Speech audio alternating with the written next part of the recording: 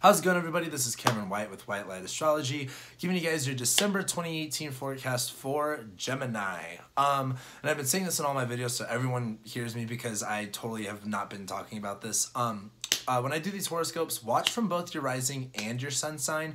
I do write these, it's for your sun sign, but I write it from the ascendant, so it definitely applies for both. I always watch both too. However, if I could choose one or the other, I'd definitely watch from the ascendant sign first. So just saying that, putting that out there. So if you're a Gemini sun, great for you, watch this, but also watch whatever rising sign you are. If you're Gemini rising, you're in the right spot because you're probably going to watch your sun horoscope anyway, probably.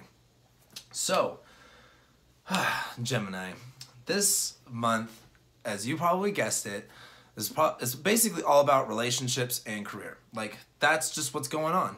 The easiest way to put it. So this whole month, I think, is really going to deal a lot with facing the changes in your career by dealing with the relationships that you have and knowing that you have the resources that you need. I just think that your biggest resource is going to be yourself and trusting yourself with what you have already. So let's go ahead and start off. There's 3 big days in December. That's going to be December 1st, December 7th, and December 22nd. There's a pretty big gap in between the 7th and the 22nd, but that's basically what this whole month is going to look like, is those 3 days. So to continue, on December 1st, we have Mercury retrograding back into Scorpio. So Mercury's been in your 7th house, Mercury's been in your 7th house. He's been in Sagittarius. The idea of relationships, partnerships, working with people, it's been kind of all the way everywhere, and you've been having to rethink it, replan it, trying to understand more of your integration with it. As Mercury goes back into Scorpio, though, I think you're going to actually see the problem for what it is, and you're going to be able to tackle the problem. The only thing is that Mercury's still going to be retrograde when it goes back into Scorpio. So although you see the issue and what it is, and you're very clear about it, I do think that it's going to take you a little bit more longer to kind of do anything about it at that moment.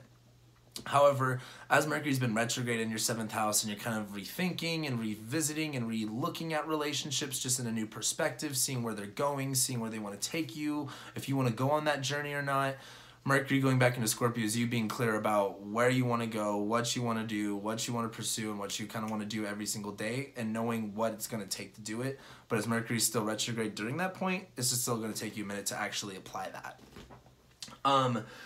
We also have the Mars-Sun square at 9 degrees Sag and Pisces on the same day.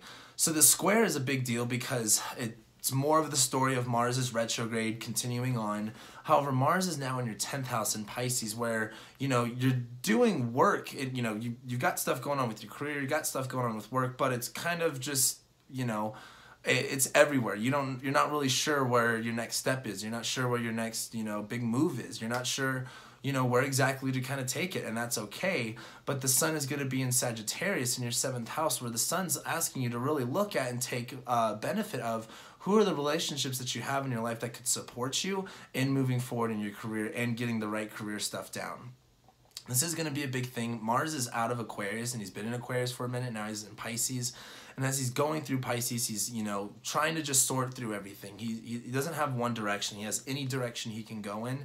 And that's the problem because Mars wants to be direct. Mars wants a path to go down. And as Mars goes through Pisces in your 10th house, it's kind of like, well, is this what you want to pursue? Is it not saying you need to do a whole career change? However, you can just feel very stagnant and very lost in that sense. I think Jupiter in your 7th house is I think you need to find the right partnerships and the relationships that you have in your life, especially the one-on-one ones, and really take heed into that, look farther into that, and realize who can help you, get you the clarity and get you the assistance that you need to really find that path that you want to take. Who's there to help you? Who's there to guide you? Who's there to teach you a lesson? Who's there to connect you to something bigger? And I think that's going to be the big themes of this Mars Sun square. We're still on December 1st. December 1st, we also have the Venus-Uranus opposition at 29 degrees Aries and Libra. And this is going to be pretty big because Uranus is in your 11th house. He just retrograded back. Venus is in your 5th house, and she's direct. Uranus in your 11th house, it's kind of like all of a sudden you may want to be more social. You may want to connect to more people. You may want to be more doing things with your friends again. As Venus in Libra, in your 5th house is wanting you to really create something meaningful, create something that brings beauty and brings value more into your life, I think this is the time to really look at who can you connect yourself to and who can you associate yourself to if you want to socialize more and get out and about more, whatever it is.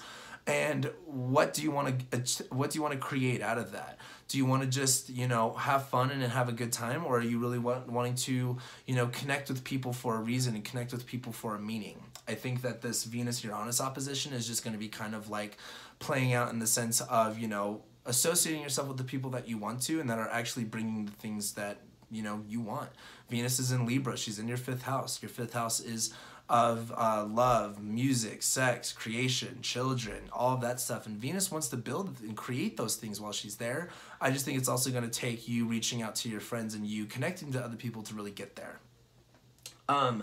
That's it for December 1st. But the next day, on December 2nd, Venus goes back into Scorpio, where she's in your 6th house. And Venus has already been in this over this part of Scorpio before, because this is where she retrograded. She's still in shadow. As Venus goes through Scorpio, and it's kind of like this. Venus is now direct in Libra. She's strong with what she wants to do. She's clear that she wants to create that. Venus in Scorpio just actually has to have the tact to do it every single day. That's going to be a hard thing for you guys, because I know Gemini suns, Gemini risings, either way, it's easy for you to be distracted. It's easy for you guys to get overwhelmed and mentally stimulated. Venus in Scorpio is asking for you to take the raw emotional energy and value that energy and being able to apply it every single day. Doing better things with your health, doing better things with your routine, doing better things with your employment, and being raw and real and serious about creating the things that you want to create and making those things last. I think it's just going to be about committing to that and not being afraid of things not working or things breaking, and just being more focused on actually obtaining it and doing it every single day. So that's a big deal. Moving on, the second big day in December is going to be December 7th, which is where we're on now. Mars is going to conjunct Neptune, where Neptune's been in your 10th house now for a minute, whatever. That's kind of, the whole idea of career and public image and stuff like that is just a very weird place. But I think Mars hitting Neptune in your 10th house is going to make things abundantly clear of what needs to be cut away, what needs to be severed, what, was illusionary, what was, mystified, what was confusing is going to become very clear. And you're going to be ready to take the next step forward and be like, okay, this is what I want to put more pursuits in. This is not what I want to involve myself with. This is not the environment that I want to choose. Mars is going to make it very easy for you to cut away the things that don't serve you anymore. It's going to take a minute for them to actually make sense. It's going to take the Mars-Neptune conjunction for you to actually see that. Also on the 7th, we have the new moon in Sagittarius. So this is cleaning up and clearing out, again, the relationships that you have in your life, because this whole month is going to be about how you connect to people, how you relate to people, what the relationships are like. Now that Jupiter's here too, this is just bringing the whole emphasis on it for the next year. But as we have this new moon in Sag, this is cleaning out and clearing out that energy so you can receive more in relationships, so you can have more in relationships. And this is setting the intention that you do want more within the connections and the relationships that you have already, and that you want to expand on that. This new moon is just about setting those intentions of cleaning out and clearing out that energy in order for you to receive that in. You can't, you can only receive so much if you already got a lot going on. Also on the 7th, Mercury goes direct in Scorpio. So, on this time, Mars is going to be, on the top of Neptune. You're going to know what action to take and what path you really want to go down. Jupiter's going to, not Jupiter, the new moon's going to be in Sagittarius, so you're ready to rework yourself with relationships, clean out that area so you can receive more and bring more people in, or bring out more of the people that you already have that are surrounding you. And as Mercury goes direct in your 6th house in Scorpio, this is when you're going to be able to get, like what we talked about earlier, this is when you're going to have that foresight. This is when you're going to have that clear understanding of what it's going to take for you to apply this every single day and change your habits and focus on the things that you want to focus on. It's just going to take a lot of mental capacity, and it's going to take changing your habits. It's going to take implementing that into a routine, and it's going to take you got to be open to change, but you got to be also clear about what it is that you want to pursue. So, with December 7th, I think this is going to be the time where everything kind of gets clear, everything's kind of ready to go, and you're going to start to move forward. And then after that, we have a couple days of just a bunch of random stuff happening. On December 9th, December 9th, Chiron goes direct. That's going to be, that is kind of a big deal for you guys, kind of not the biggest deal in the world, but as Chiron is in Pisces in your 10th house and he starts to move direct, career stuff's going to start having more of a healing tone to it. It's just not going to be super immediate. It's going to be very much of an emotional and subconscious, superconscious type connection. Then on December 12th, Mercury goes back into Sagittarius, where Mercury was direct in Scorpio. It knows what it wants to achieve, what it wants to do, what it wants to pursue. As Mercury's in Sagittarius now, it's about communicating that to the people that are around you, communicating that to the relationships that you have, communicating and expressing that with people. This is going to be, we'll talk about this more. Moving on though, on December 17th, Venus is going to leave shadow, where, Venus has been in Scorpio for a minute. She was, retrograde in Scorpio, went back into Libra where she was home and she was safe. She figured out what she wanted to do.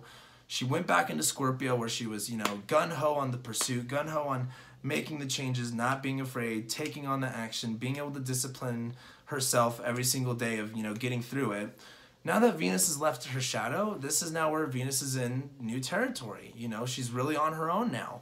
And as Venus is out of shadow and she's still in Scorpio in your 6th house, this is going to be the time to go, okay, we're going through a change. This isn't going to be easy. This is going to be uncomfortable, but you have to be dedicated to that pursuit. You have to be dedicated to that value, and you have to be willing to hold on to that and pursue it every single day until, Venus goes into Sagittarius and she's in your 7th house and she's conjunct Jupiter. Just hold on to that. Get through this rough spot and just wait to Venus going into Sag and conjuncting Jupiter, which is in January. Then, on December 20th, Venus trines Neptune. So, as you have this pursuit and you hold on, even though it's scary, she's going to trine Neptune, where Neptune in your 10th house, is making things clear and not clear and confusing. But as Venus trines it, I think Venus is going to find that one area that connect to it intuitively of, oh, this is making sense. This is making progress. Because I've been putting in this pursuit, and even though I haven't known what it's going to look like, as Neptune trines Venus, it's kind of like it's going to start coming together in a little bit more of a well-mannered sense. It's going to be more of a spiritual journey. It's going to be more of a trusting the process and trusting your intuition, but it will be looking a little bit better. Moving on to December 21st, we have the Mercury-Jupiter conjunction. So as Mercury's been through Sag, he's flying forward. He's still in shadow, but he knows what message he wants to communicate. Now it's just about communicating it to people. He's going to hit Sag. He's going to hit Jupiter. And as Mercury hits Jupiter, this is going to be where, you communicating that, you expressing that. The people that are around you want to help you. Jupiter's in your 7th house in Sag. Other people want to help you. Other people want to give you stuff. Other people are there for you this whole year.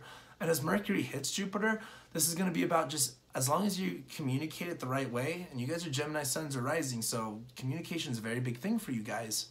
So Mercury hits Jupiter. This is, as long as you just express the truth in the message, don't be worried and caught up about what it's supposed to look like. Just make sure you get the raw message there. It's going to be received very well from other people, and I think the Mercury-Jupiter conjunction is going to be a lot of good news and a lot of good things with the relationships that you guys have in your lives, or maybe even new ones. But then, hold on, I need a drink of water before this. Then, we have the sun going into Capricorn, the moon going into Cancer, the full moon in Cancer at the same time, and the Saturn-Pluto conjunction beginning with a 10-degree orb. And, whatever you want to do orbs, that's fine. I'm doing the Saturn-Pluto one at 10 because it's going to be a little while. It's going to take a long time for this to happen. But Saturn is about to start flying forward here pretty soon. He's going to catch up to Pluto real quick. So let's explain all of that. As the sun goes into Capricorn and then goes into your 8th house, this is when things are going to get serious. As the sun goes into Capricorn, where we are talking about being a little bit more serious, being a little bit more, structured, having a better framework, the whole essence of Capricorn is like, what are you doing? This is in your 8th house. This is of change. This is of transmutation. This is of death, of, sex, rebirth, government, taxes, regulations. It's also dealing with other people's money and things like that. As the sun goes into this part of your chart, I think you're going to really realize a lot of What isn't there? What resources aren't bountiful and plenty? What don't you have that other people just don't have to give to you right now? Because the moon's going to go into Cancer in your second house, and I think the moon's going to the moon, you know, it's just lighting up what we don't always see. This is the full moon in Cancer. This is the moon's exaltation, or its domicile, I should say. And the moon is now full. She's bringing up everything. She's bringing up the emotions. And this is around your second house. This is about money, what you possess, what you own, and what you have. And the moon is just trying to tell you, you need to protect yourself more. You need to nurture yourself more. You need to take care of this and trust this more. You need to realize what you have already, and you need to trust that, and you need to protect that. Because as the sun goes into the 8th house and we start the Saturn-Pluto conjunction, I think you're going to really realize your outside resources could be definitely dwindling, and it's time to really take it on for yourself. As this happens, though, this is going to be as the sun goes to your 8th house, this is going to be about disciplining yourself on making those changes. This is going to be about being serious about these changes. It's kind of like, you know, when you go through, like, have you ever been through, like, an intense lawsuit? Like, it doesn't matter what happened. Like, you got to be serious about it. You got to go into it with, like, we got to get this done. We don't know what it's going to look like, but we got to go through it. So that is going to be a huge deal for you guys. So just know that that's going to be happening on the 22nd. After that, on the 24th, Mercury is going to be leaving shadow and squaring Neptune. So yeah, Mercury is going to get presence from Jupiter. It's going to sound good on paper. As Mercury moves forward and squares Neptune again and it leaves shadow, this is when it's like, okay, you're still not going to know exactly what you're doing, but you're going to have a lot more clarity and reasoning behind it this time. Just know that you're not going to have all the answers right now, and that it's really about you taking one step at a time with this and not getting overwhelmed or, you know, rushing yourself through it. And then after that, Mars hits Chiron. I think Mars is hitting Chirons when you just kind of like decide, yeah, this is what I want to pursue. Yeah, this is what I'm kind of going for. And then after that, it's January 1st when we have the sun hit Saturn and we have Mars enter Aries, and boom, we're off to the races with next year. So this month, I think this month is a lot about just those two things, relationships and career, and really about being focused and being able to apply that stuff every day. And I think you're just going to realize a lot more of the resources that you already have inside. And it's going to be about trusting your own resources and really utilizing that to the biggest advantage you have. Not being so worried about what other people have or looking for that support. I don't think that's not necessarily like people aren't there to support you, but when it comes to other people's resources and what they can help you with, I don't think it's just necessarily going to be there. Not to say you're on your own. However, you have to create it for yourself. So with that being said, I think this month's going to be interesting for you guys, but Jupiter's in your 7th house. Like, you're going to be fine. So with that being said, thank you guys so much for watching and liking and commenting and sharing and subscribing and whatever. And I'll be seeing you guys actually next year.